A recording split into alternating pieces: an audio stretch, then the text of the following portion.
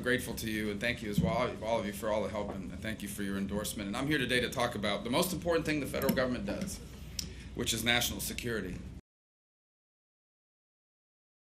As Commander-in-Chief, and I aspire to the office of the presidency more than anything else because I want this nation to be safe for our children, for our grandchildren, for our families, for future generations. And so I thank you for being here today to hear me speak about it for a few minutes. So, you know, the media isn't covering this, but today's actually the anniversary of a pretty historic moment in global affairs. It happened 8 years ago, on January 4th of 2008. It was the first day many people around the world heard the name Barack Obama. They awoke to the news that this little-known senator from Illinois had won the Iowa caucuses that night, or the night before, and that a political frenzy was sweeping the United States. And that year went on, many around the world who resented America's influence, they found a lot to like about this man. There have always been voices in our country who say that America is not that different, that every country thinks they're special.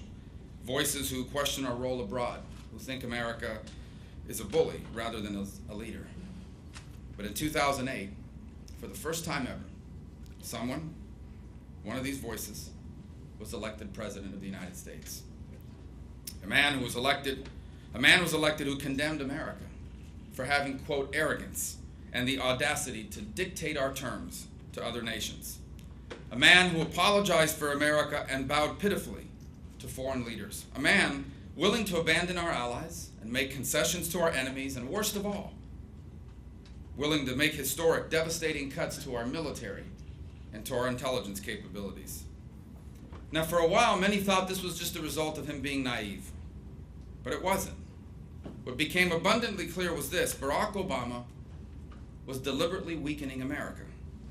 He made an intentional effort to humble us back to size, as if to say, we no longer need to be so powerful because our power has done more harm than good. From the beginning, elites around the world, by the way, rejoiced at this. The Nobel Peace Prize was thrown at his feet. But happiest of all had to be Americans' enemies. Because when America steps back, it gives darker forces the space they need to rise. And rise they have. Let's take a quick tour of the world Obama leaves behind for us. While Washington continues to weaken our military, China is undergoing the most rapid military expansion in the history of mankind. It is methodically taking over the South China Sea, one of the most valuable shipping lanes on Earth. It has carried out massive cyber attacks against the United States. It's testing missiles that can obliterate American satellites in space. It developed a rocket that can destroy a United States aircraft carrier. Meanwhile, North Korea is in the grips of a lunatic. There's no other way to describe the leader of that country. He expands his military while his country starves. He is growing his nuclear arsenal and building missiles capable of reaching the west coast of the United States. To the north, Russia is undergoing its largest military buildup since the Cold War. It is controlled by Vladimir Putin, a gangster determined to redraw the maps of Europe. He has invaded his neighbors. He is aiding Assad in Syria, and Obama is standing idly while Putin is hurtling towards a second Cold War. Iran, meanwhile, is governed by a radical Shia cleric who's about to receive tens of billions of dollars of sanctions relief from our president.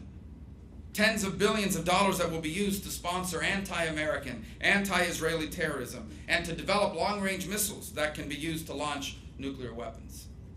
And then, of course, there's ISIS, which is forcing its way across the borders of the Middle East, expanding beyond Syria and Iraq, now into Libya, Egypt, Afghanistan, and even nuclear-capable Pakistan.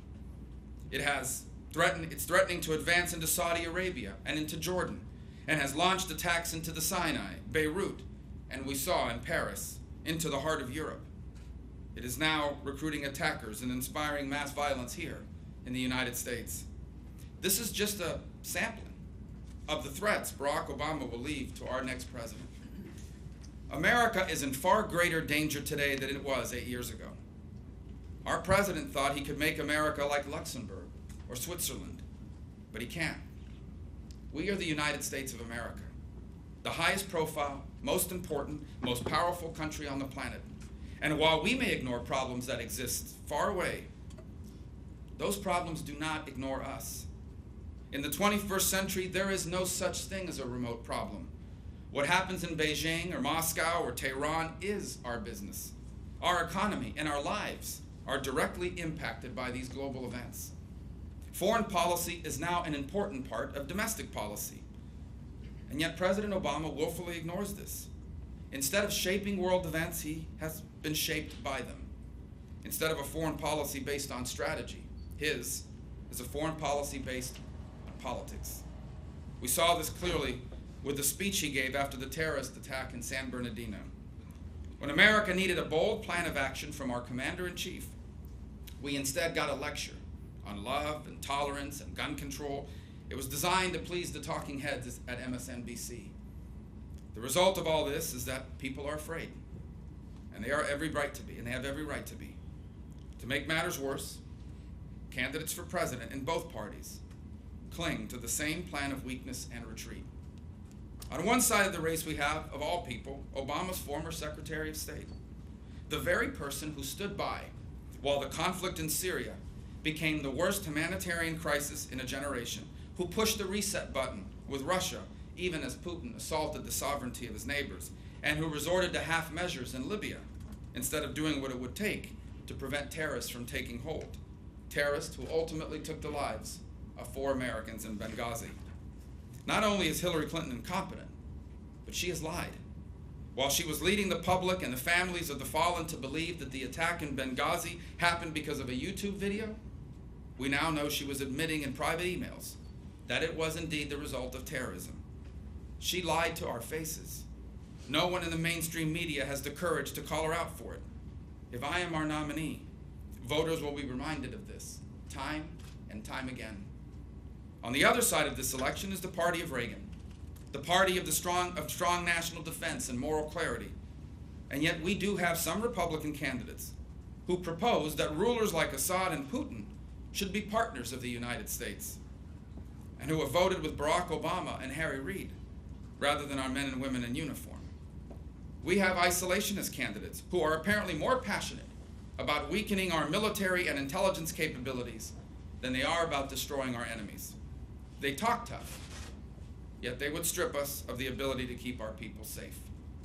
Words and political stunts cannot ensure our security. ISIS cannot be filibustered.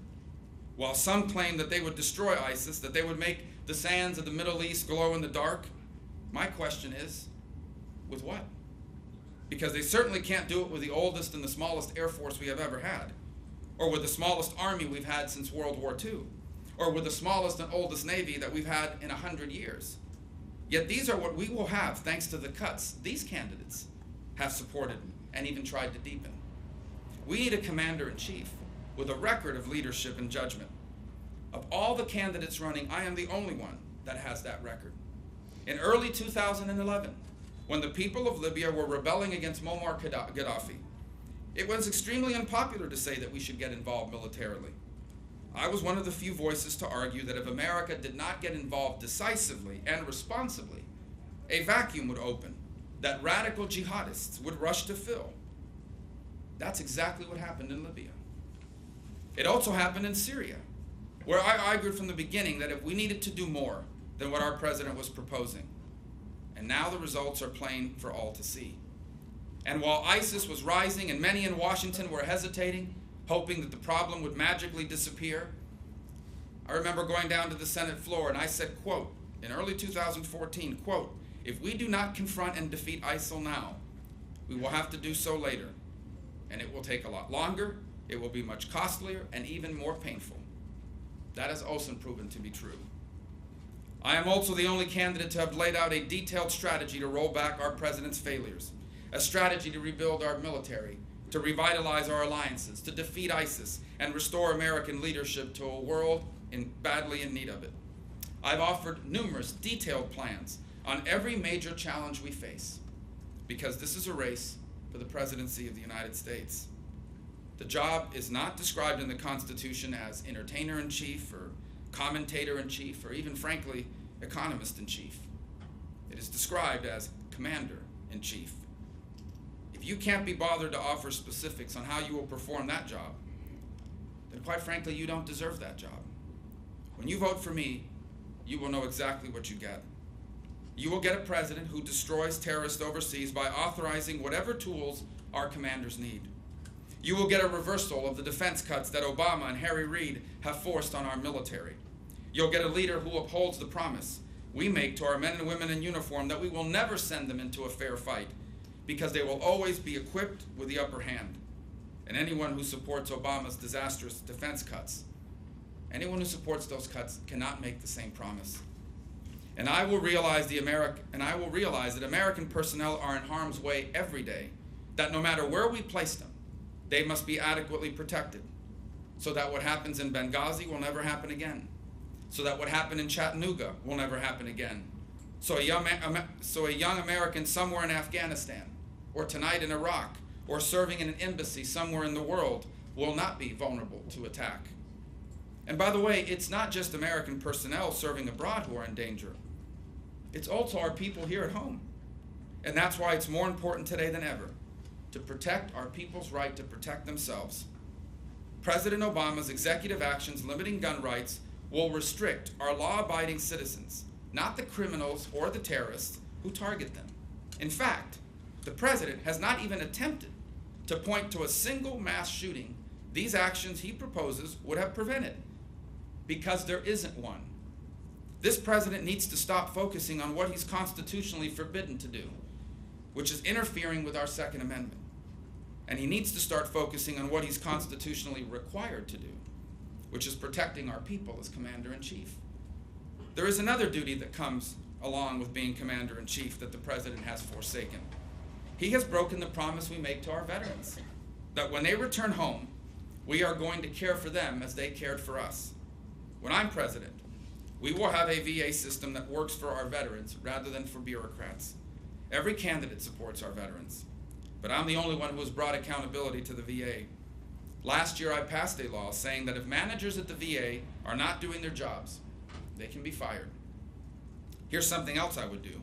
I would not only restore the intelligence programs Obama and Congress have destroyed, I will strengthen them. Because ISIS does not use carrier pigeons to communicate.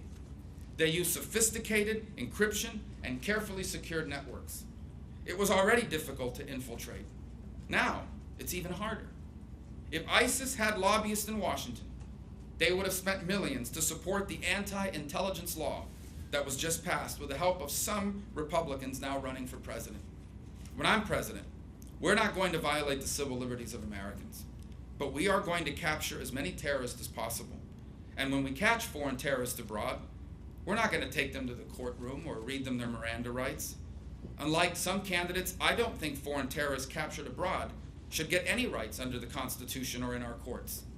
America cannot fight terrorism from a courtroom. We cannot prosecute ISIS out of existence. When I am president, foreign terrorists caught overseas will receive a one-way ticket to Guantanamo, where we will interrogate them and gather as much information as we can to prevent future plots.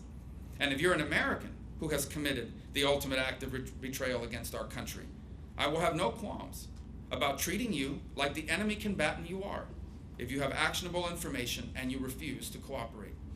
Our next president needs to be someone prepared on day one to execute his or her duty, someone with the judgment and the vision to lead this country back. And I will be that president. I will be a president who doesn't just believe America's the greatest country in the world.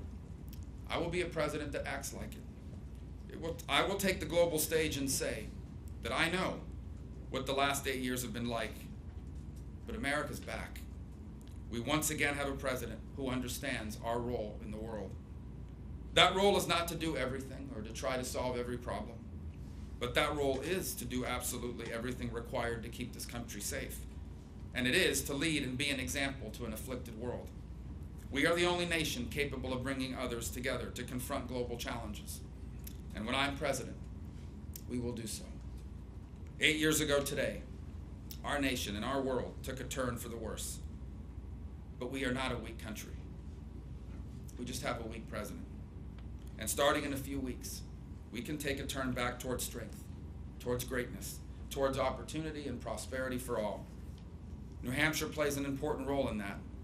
And so today I'm here asking for your vote, because the time to act is now. We cannot afford to elect Hillary Clinton, because America cannot afford another 4 years like the last 8. And we cannot just settle for any Republican, because this election is not a choice between two parties. It is a generational choice on our identity as a nation and as a people. I am running for president because while America owes me nothing, I have a debt to America I will never fully repay. America changed the very history of my family.